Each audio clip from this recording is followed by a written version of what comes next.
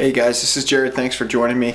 Guys, I do live streams every Monday, Wednesday, and Friday at 7 p.m. Eastern Time.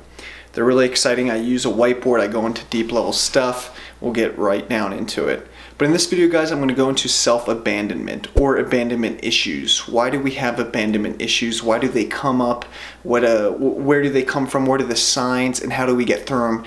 Abandonment issues is something that I've struggled with for my entire life, given the childhood that I grew up in. A lot of times we grow up in these homes where our parents are too busy with each other, they're too busy with the world. Our society demands a lot from us, and so there can be times where we feel left out or we feel like our parents might abandon us because that relationship isn't established, it's not reinforced. Guys, if you grow up with your first relationship being a relationship that isn't stable and that's very insecure, then naturally you're going to be insecure about the relationships after that. That's all you've experienced. So in this video, we're going to go first into why you have abandonment issues. Secondly, some of the signs and symptoms that show up and that will appear in your daily behavior if you do have them. And then finally, I'll show you some tips on how to get through it. All right, guys, let's get into it. So the problem starts with our family. The problem starts with our original parents who brought us up into the world. If we didn't have parents, maybe we were adopted by someone else, like our grandparents or our aunt, whoever it was who first caretook for us. That's our first relationship that we experience.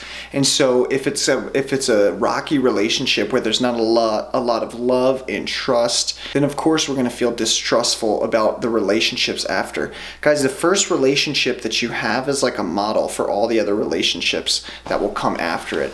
That's why relationship is so key. If you can master a relationship, you can master a lot of things in your life. If we have absentee parents, then we can question our own self-worth. We can question whether we're actually worth being loved, being cherished, whether we have value. So a lot of the times if we have abandonment issues, we also have self-worth issues. They're correlated, they're the same. Because if a parent isn't there constantly reinforcing you or showing that they love you, then naturally you're going to question your own worth and naturally you're going to distrust the relationship. So what are some signs that we have some abandonment issues? Number one, we text or phone the person constantly if we feel like they're not around, or if we feel like we've spent too much time away from them, even though it's only been like 3 hours or a day. If we don't hear from them, we get worried, we get anxious, and we start reaching out to them. And this can cause the other person to get annoyed, which may actually in turn have them cut the relationship because they're like, oh my gosh, this person is like always on me. This is not fun. So they might feel too closed off. Number two, we grow anxious and worried when they spend time with other people or doing other things that they enjoy and not with us. Because we're always anxious and worried and distrustful of the relationship, and then we want them all for ourselves. And if they're not with us all the time, then what happens is we get worried. Number four, we move on from the relationship after it's broken or after it ends right away, and we look for another person. A lot of people just jump from one relationship to the next because they can't stand being alone. And they can't stand being alone because they feel like their life is going to pour into chaos if they are alone. Guys, if you're breaking up with individuals or you're always the one who ends the relationship, then you might have abandonment issues. Because if you're always calling off the relationship, that's some false way for you to feel empowered. You say, okay, you know what? I ended the relationship before the other person, so therefore I'm like in power. Like it was my decision. But you'll actually that's a behavior that keeps you from actually avoiding a legitimate relationship, one built on trust, one built on love and authenticity, intimacy and honesty. It's just a way for you to avoid your own issues, so you just cut off every relationship. Number five, you look for flaws, every little flaw within that person, and you bring to the surface and let them know about it. This can make the other person feel beat up. I'm guilty of this myself, guys. I remember in my last relationship, I was always looking for flaws in my girlfriend to see if the relationship was going to go south. I was really worried. I was like, is she going to do this? Is she going to do that? Like, I was always looking for that next sign just to bail and run. Because that felt good. It felt like I could just, okay, you know what, if I just wanted to leave this relationship, I could. Unfortunately, the relationship did end as I realized some other things about myself and about her, But it wasn't because of abandonment issues. It was just because I knew that in order for me to grow, I needed to move on from that relationship. Number 6, always overanalyzing what others are thinking about you, or always overanalyzing what that other person may be perceiving you as. That's a sign that you're trying to understand how they see you, how they perceive you.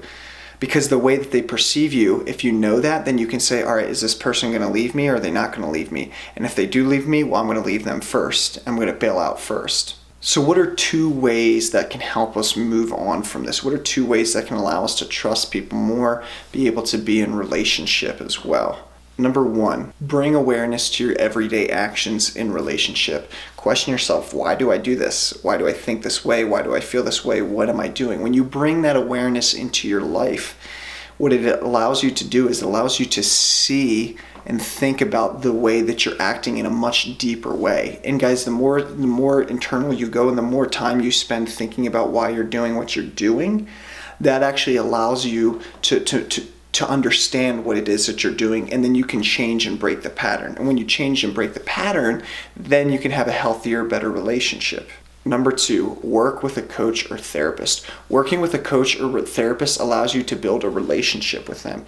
And when you build that relationship with them, you can build that sense of trust. You can build that sense of commitment, ease, and openness and vulnerability. As you develop that over time, that changes the way you work with other people and the other relationships in your life. Business-wise, romantic-wise, friendships. It allows more people to come in. Guys, relationships are everything in life.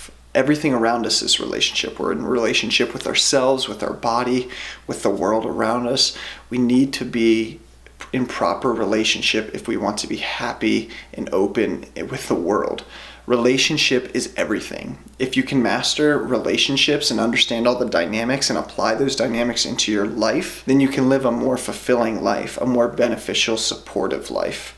All right, guys, that's all I got for this time. Thanks for joining me. Check out my free meditation manual there in the YouTube description box.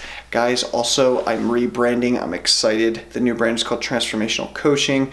All of that will be up in the new website and everything, and the new signs and symbols will be up here in about a week or 2. I look forward to that. And guys, remember, I do live streaming every Monday, Wednesday, and Friday at 7 p.m. Eastern Time.